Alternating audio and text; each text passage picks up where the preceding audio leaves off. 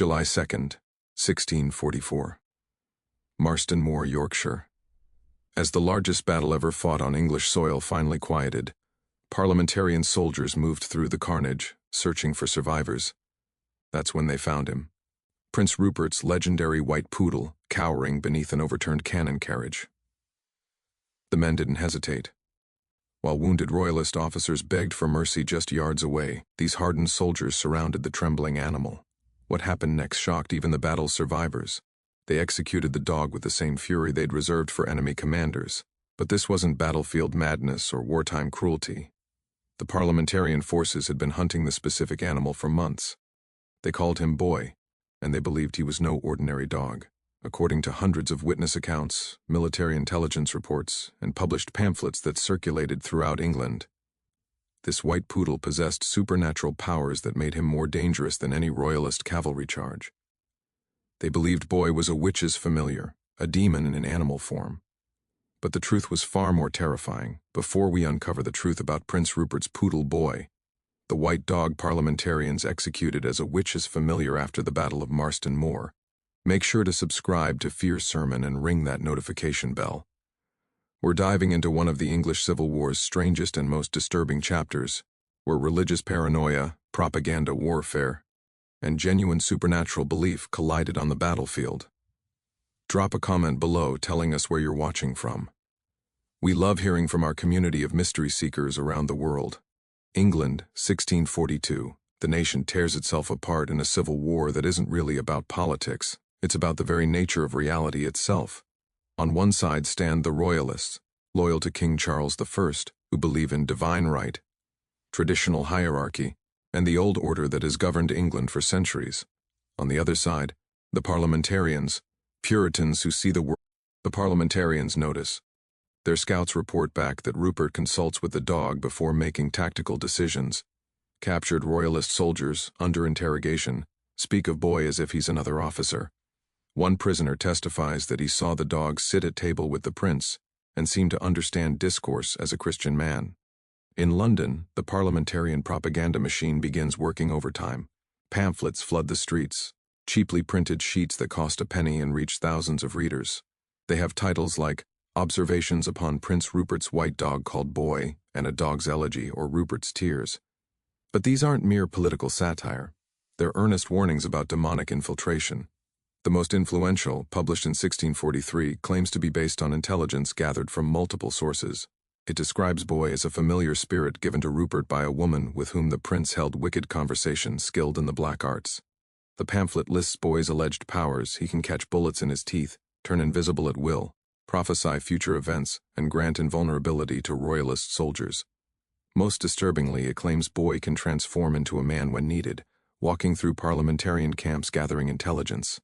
Modern readers might dismiss this as obvious propaganda, but in 1643 England, these claims fit perfectly within accepted reality. Witchcraft trials regularly heard testimony about shape-shifting familiars. Matthew Hopkins, the Witchfinder General, would soon terrorize East Anglia based on exactly these beliefs. Learned men, university scholars, and judges accepted demonic familiars as documented fact. The Parliamentarian command takes the Boy threat seriously, very seriously. October 1642. The Battle of Edgehill, the first major engagement of the Civil War. Parliamentarian officer Edmund Ludlow writes in his diary about the aftermath. The prince's white demon dog moved among the wounded royalists, and whereupon the creature paused, those men rose again to fight though they had been struck down mortal sure. Ludlow is an educated man, a member of Parliament not given to flights of fancy. Yet he records this observation as simple fact. Other witnesses corroborate. A surgeon with the Parliamentarian forces reports treating soldiers who swear they struck royalist cavalrymen clean through, only to see them fighting again minutes later, always with the white dog nearby. The Parliamentarians lose Edgehill badly. They need explanations. Witchcraft provides one. April 1643. Prince Rupert storms Birmingham in retaliation for the town's support of Parliament. It's a brutal sacking. Buildings burn, civilians die. But the Parliamentarian accounts focus on something else entirely: Boy's presence during the assault. Multiple witnesses report seeing the white dog enter burning buildings unharmed. One survivor testifies that Boy walked through flame as through water, untouched by the element, proving his demonic nature. Another claims the dog sat in the town square during the fighting, and no shot nor pike could come nigh the beast, though many tried to strike it down. These aren't fringe accounts. They appear in official reports sent to Parliament. Military commanders plan their strategies around boys' supposed abilities. Sir William Waller, a respected parliamentarian general, writes to London recommending they employ their own cunning folk to counter Rupert's supernatural advantage. The propaganda intensifies. Pamphlets now illustrate Boy as a grotesque creature, sometimes shown with human hands instead of paws, or with a knowing, malevolent human expression. One woodcut depicts Boy whispering in Prince Rupert's ear while the prince signs a pact with the devil. Another shows the dog transforming into a well-dressed gentleman. But the strangest incident occurs in June 1643, at the siege of Bristol. Bristol is England's second-largest city, heavily fortified, held by Parlia. Rupert besieges it with only 14,000 men, against a garrison of 2,500 defenders, plus armed civilians. It should be impossible. Yet Rupert takes the city in a single day with relatively light casualties. The Parliamentarian explanations again turn supernatural. Colonel Nathaniel Fiennes, the defeated commander, later testifies before Parliament about the siege. His testimony includes a bizarre passage about the night before the assault. A great white shape was seen upon the walls, walking as a man walks, though it appeared to be the prince's devil dog in transformed state. Whereupon the guards fired upon it, but it vanished into air. And the next morning, the assault came precisely where the apparition had been seen. Fiennes is court-martialed for surrendering Bristol, but his supernatural defense gains traction. How could any commander be expected to hold against demonic forces? Parliament eventually pardons him, implicitly accepting that extraordinary circumstances justified the defeat. By late 1643, belief in Boy's supernatural nature has become parliamentarian military doctrine. Officers brief their troops about the witch dog before engagements. Soldiers are instructed to target Boy specifically if they spot him on the battlefield. Prayer meetings before battles include specific supplications for divine protection against the prince's familiar spirit. The Royalists, for their part, lean into the propaganda. Why not? If the enemy believes your general has supernatural assistance, that's a psychological advantage. Rupert himself reportedly jokes about Boy's powers in letters to friends, but he also makes sure Boy remains visible during campaigns, riding beside him or walking through camps. The dog becomes a symbol, a psychological weapon. Then come the silver bullet rumors. Multiple parliamentarian sources claim their commanders have acquired silver bullets specifically made to kill Boy. Silver, according to folklore, can harm supernatural creatures that normal weapons cannot. At least 3 pamphlets describe the casting of such bullets, including elaborate rituals performed by Puritan ministers to bless the ammunition. One pamphlet describes a soldier named Robert Hurry who allegedly possessed a silver bullet, blessed by a godly preacher, and inscribed with holy words from Scripture. Hurry supposedly swore an oath to destroy Boy when opportunity arose. The account spread widely enough that royalist sources reference it mockingly. The English Civil War has spawned many horrors, massacres, families divided, atrocities on both sides. But the hunt for Prince Rupert's dog represents something uniquely disturbing. Industrial-scale warfare merged with genuine supernatural belief, where military strategy accommodates demon hunting. What happens when these two worlds collide completely isn't war as we understand it. It's something older and darker, where the battlefield becomes a proving ground for theological reality itself. If this story is giving you chills, hit that like button to help more people discover these lost chapters of history. The events at Marston Moor, for it had become a symbol of our victories. The battle begins late in the day, around 7 in the evening. Initial cavalry clashes favor the Royalists. Rupert's legendary charges break parliamentarian lines on the right flank. For 2 hours, the outcome hangs uncertain as 45,000 men hack at each other in the summer dusk. Then Cromwell's cavalry strikes from the parliamentarian left. His Ironsides, disciplined, heavily armored, motivated by religious fervor, smash into the Royalist flank. Unlike previous parliamentarian cavalry, they don't scatter after the first charge. They reform, strike again, reform, strike again. Systematic, relentless, mechanical. The Royalist lines collapse. Prince Rupert tries to rally his troops, but the rout becomes total. Thousands of Royalist soldiers die, thousands more surrender. Rupert himself barely escapes, fleeing north with a small group of cavalry. Boy doesn't make it. The exact moment of Boy's capture isn't recorded in official battle accounts. Those focus on troop movements, casualties, tactical decisions. But within days, testimonies emerge from the men who found him. Sergeant Daniel Hammond, serving in Colonel Lilburn's regiment, provides the most detailed account in a letter to his wife, later published in a London newsletter. As we pursued the fleeing cavaliers past their abandoned artillery, a soldier called out that he had found the witch dog. We discovered the beast cowering beneath an overturned gun carriage, its white coat fouled with mud and blood, though whether the blood was its own, none could say. What happens next reveals how completely supernatural belief has infected military protocol. The soldiers don't simply kill Boy. They don't treat him as ordinary livestock caught in battle. Instead, they gather other soldiers. Within minutes, a crowd forms, hardened men who've spent hours killing each other, now fixated on a terrified dog. Captain John Hodgson, who arrives at the scene, later testifies, "The men debated whether they had authority to destroy the creature, for it was widely known to be a familiar spirit, and therefore whether special measures were required. Some argued we should take it to the commanders for proper judgment. Others insisted it must be killed immediately lest it work some mischief." Think about this. The Battle of Marston Moor is still technically ongoing. Scattered fighting continues. Thousands of wounded men need attention, but military discipline holds while soldiers debate the proper protocol for executing a captured dog. The theological question is genuine. Can a familiar spirit be killed by ordinary means? Do they need a blessed bullet? Should a minister be present? The men stand on a battlefield covered in bodies, and they're concerned about following correct supernatural procedure.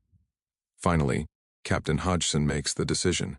According to his account, "I determined that God's will be done immediately, for who knew what dark intelligence the creature might yet convey to its master. I ordered a soldier to shoot the beast, which was done, the dog dying upon the first shot." But other accounts complicate this clean narrative. A Parliamentarian soldier named Thomas Stockdale writes to his brother, "I was present when they found Rupert's demon dog. They shot it 3 times before it died, and each time it would not fall though wounded. Men said it proved the creature's dark nature. When finally it expired, several soldiers would not approach the carcass, fearing some evil emanation. Were 3 shots really necessary to kill a medium-sized dog? Was the animal simply wounded but mobile, explaining why it didn't fall immediately? Or were the shooters, nervous and superstitious, missing at close range? We'll never know. What matters is what the men believe they witnessed. The body itself becomes a problem. Nobody wants to touch it." Stockdale continues, "The corpse lay where it fell until near dark, for men feared to handle it. Finally, the C.A. Taine ordered 2 soldiers on pain of punishment to take up the body and cast it aside. They did so with kerchiefs wrapped about their hands, and afterward both men washed themselves in a stream and prayed to be cleansed of any corruption. By nightfall, Boy's body has been thrown into a mass grave with hundreds of dead soldiers. No one records exactly where. The legendary familiar spirit, supposedly immortal and invincible, ends in an unmarked pit with common casualties. But the story doesn't end with Boy's death, because what happens next reveals just how deeply this supernatural narrative has penetrated English society. The news reaches London within days. On July 7, 1644, Parliament receives official reports of the Marston Moor victory. The dispatches mention the battle's scale, the casualties, the defeated royalist army, and they mention Boy. The report from Lord Fairfax himself includes this passage: "The prince's white dog, which had been much spoken of, was found and slain. This will much discourage the enemy, who held the beast in superstitious regard." Parliament orders the news published immediately, not just the military victory, specifically Boy's death. Within hours, pamphlets flood London streets. The titles tell everything: "Great news from York, the devil's dog destroyed," and lamentations of Prince Rupert for the loss of his beloved Boy. But something strange happens. The Parliamentarian propaganda doesn't treat Boy's death as proof that he was just an ordinary dog. Instead, they celebrate killing a genuine supernatural threat. The most widely distributed pamphlet, A Dog's Elegy, written in mock grief from Boy's perspective, includes detailed descriptions of the dog's supposed demonic powers, described as real, not metaphorical. The pamphlet portrays Boy speaking from hell, where he's returned after death, confirming his demonic nature. It's meant as satire, but it reinforces rather than dismantles the supernatural claims. Contemporary historian reading this must ask, if Boy was merely a dog, and Parliamentarian pamphlets were simple propaganda, Why continue the supernatural narrative after securing the military victory? Why not expose the superstition and mock the royalists for believing in a mere pet's powers? The answer is deeply uncomfortable, because the parliamentarians themselves believed it. Evidence comes from multiple sources. Private letters from parliamentarian officers, never meant for publication, discuss Boy's death in supernatural terms. Military chaplains preach sermons thanking God for deliverance from the devil's creature. Even officers who showed skepticism about Boy's powers frame their skepticism carefully, avoiding outright denial of demonic familiar's existence. The most telling evidence comes from the parliamentarian response to royalist counter-propaganda. The royalists, seeing an opportunity, published their own pamphlets mocking parliamentarian superstition. One, titled Observations Upon Puritan Folly, ridicules soldiers who feared a lap. Pert mentions Boy only twice after Marston Moor. Once in a letter to his friend Lord Digby, "They have killed my dog," among other cruelties. And once years later in his private papers a simple note, "Boy lost at Marston Moor with so much else. That's it. No rage, no elaborate grief, no supernatural claims. Just brief acknowledgement of a pet's death amid overwhelming military disaster." The contrast between Rupert's quiet loss and the national obsession surrounding it is stark, but the cultural impact of Boy's death extends far beyond one battle or one dog. In the immediate aftermath, royalist morale does suffer, not because they believed Boy was supernatural, but because the dog had become a symbol of Prince Rupert's invincibility. Boy's death coincides with Rupert's first major defeat, breaking the psychological aura surrounding the young commander. The parliamentarian forces gain confidence. More importantly, they've established a template for combining religious warfare with military action. The same mindset that justified hunting Boy will intensify into full-scale witch hunts across parliamentarian-controlled territories. Matthew Hopkins, the Witchfinder General, begins his campaign in 1644, the same year as Marston Moor. Between 1644 and 1647, Hopkins and his associates execute over 300 people for witchcraft, primarily in East Anglia. The methods used to identify witches include searching for familiars, animals that show unusual intelligence or attachment to their owners. The connection isn't coincidental. Hopkins operates in the same cultural environment that believed Prince Rupert's dog was a demon. He uses the same logic. Unusual behavior proves supernatural connection. Extraordinary claims require extraordinary responses. Better to destroy an innocent creature than risk demonic infiltration. Trial records from Hopkins's witch hunts repeatedly mention familiars. Women are executed because their cats behaved too knowingly. Men are convicted because their dogs followed them with suspicious devotion. The Boy narrative has established legal precedent. Animals can be evidence of witchcraft, and extraordinary animals prove demonic pacts. One particularly chilling case from 1645, Elizabeth Clark is convicted partly because she owned a white dog that showed intelligence beyond natural measure. At her trial, witnesses compare the dog to Prince Rupert's familiar. Clark is hanged. Her dog is destroyed. The Civil War ends in 1649 with King Charles I's execution. Prince Rupert survives, eventually commanding the royalist fleet, then living in exile, later returning to England after the Restoration in 1660. He becomes a respected admiral, scientist, and inventor. He pioneers mezzotint printing, conducts metallurgical research, and helps found the Royal Society. But he never keeps another dog. Make of that what you will. The Boy affair reveals something profound about how societies construct reality during crisis periods. England in the 1640s faces fundamental questions. What is legitimate authority? How should society be organized? What is the nature of good and evil? These abstract questions demand concrete answers, and supernatural belief provides them. Boy becomes a proxy for larger conflicts. He's not really about witchcraft. He's about whether traditional hierarchy, the royalist cause, or Puritan Reformation, the parliamentarian cause, represents God's will. If Rupert's dog is demonic, it proves the royalist cause is satanic. If the dog is ordinary, it suggests parliamentarian preachers are fanatics. Both sides need their version to be true. This dynamic repeats throughout history whenever societies experience severe stress. The Salem witch trials of 1692 show similar patterns. Genuine belief in supernatural threats combined with social conflicts, producing mass hysteria targeting outsiders.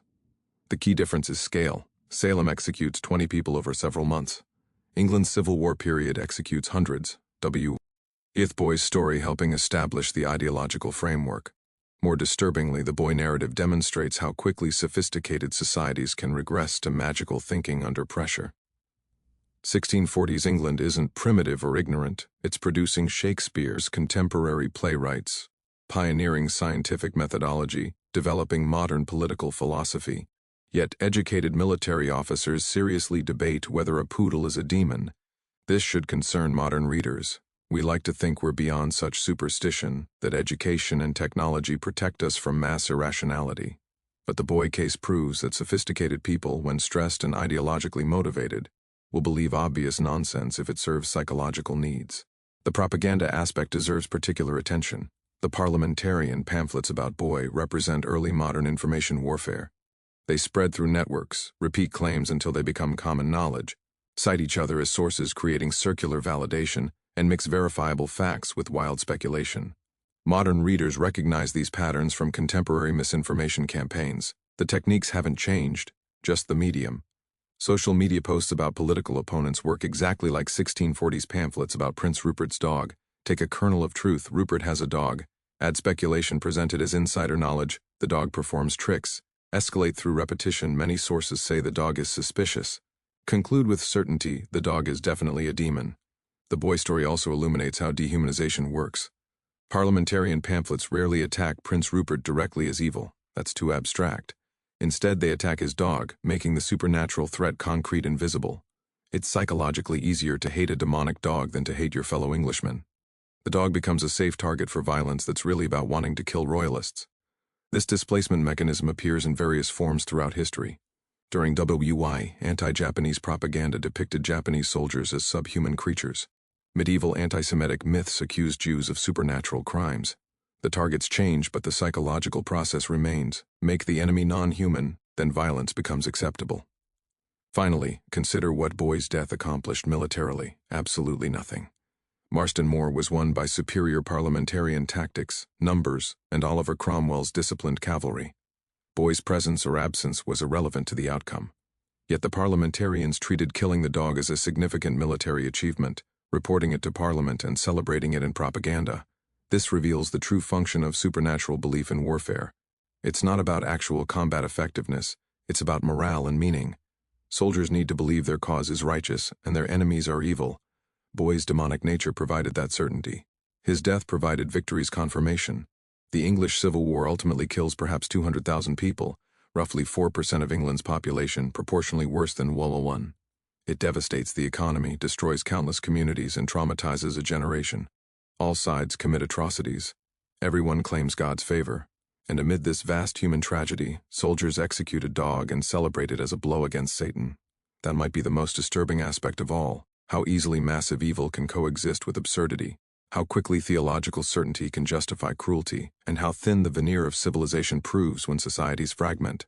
Boy wasn't a demon. He was a well-trained poodle who happened to belong to a charismatic commander during a brutal civil war. Everything else, the supernatural powers, the prophetic abilities, the demonic nature, was projected onto him by people who needed the war to mean something beyond political disagreement. But those projections had real consequences. They influenced military strategy, shaped propaganda, justified witch hunts, and ended hundreds of lives. Belief in Boy's supernatural nature didn't require Boy to actually be supernatural. The belief itself was enough.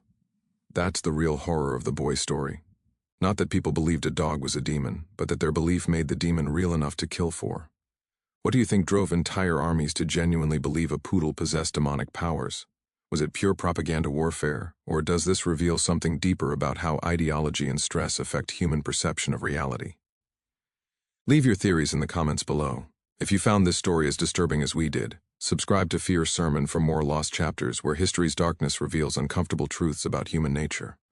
We've got more stories about how supernatural belief shaped real historical events in ways that still echo today. What other historical mysteries should we investigate? Let us know in the comments. Until next time, remember, the most terrifying monsters are often the ones we create in our own minds, then make real through belief. See you in the next video.